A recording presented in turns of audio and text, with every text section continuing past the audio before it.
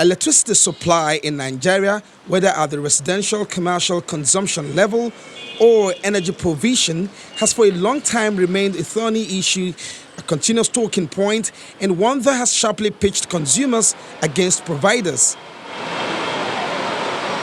Whereas you may have different entities in the provider's value chain, the consuming public are basically differentiated by their consumption size.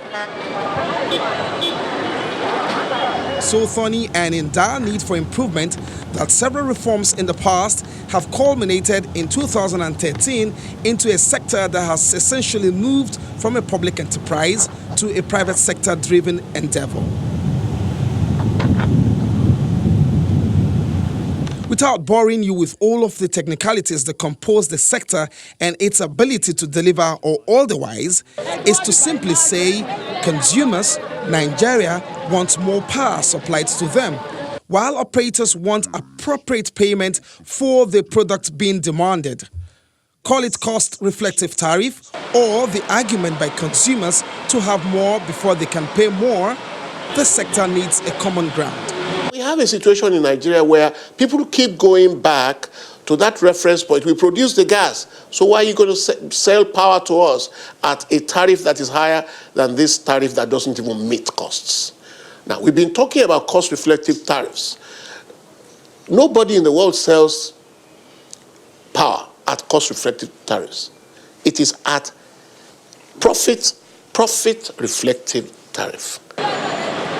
Make no mistakes, huge funds have been committed to improve the sector, which includes international funding to either improve generation, transmission, distribution, off-grid solutions, meter asset providers, renewables. Still, the solutions are not as simple as plug and play. For instance, the discos are guided by the MITO, but the makeup of their consuming public differ, making collections a bit dicey. Power is bought from Mbet at 26 naira 50 kobo per kilowatt hour, but they are consuming public who by law are categorized as R1 customers who pay as little as 6 naira 50 kobo, which is what makes the case for cross-subsidization using high-end consumers to substitute. But you must have a reasonable number of those commercial and industrial consumers to balance the books.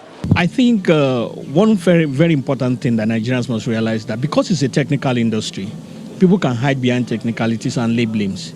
And because it's technical, the layman may not understand. It will be difficult for them to decipher who is actually saying what. The truth be told, all the sectors have their issues. Last year, President Buhari signed an agreement with Siemens Germany.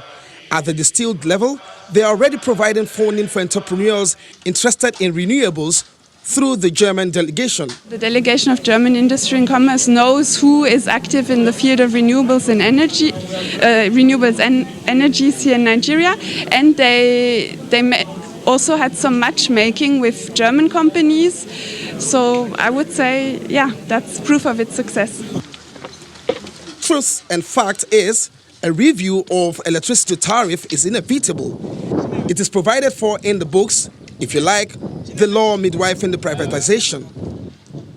There should have been a review by the 1st of this month, 2020. Perhaps that will happen in April. Bottom line, if the electricity sector must work like many like to compare it to the telecoms, there has to be multiple sources of power regardless of the complexities of politics and business. And consumers must be willing to pay for what they consume. That common ground has, however, remained elusive. Olu Phillips, Channels Television News.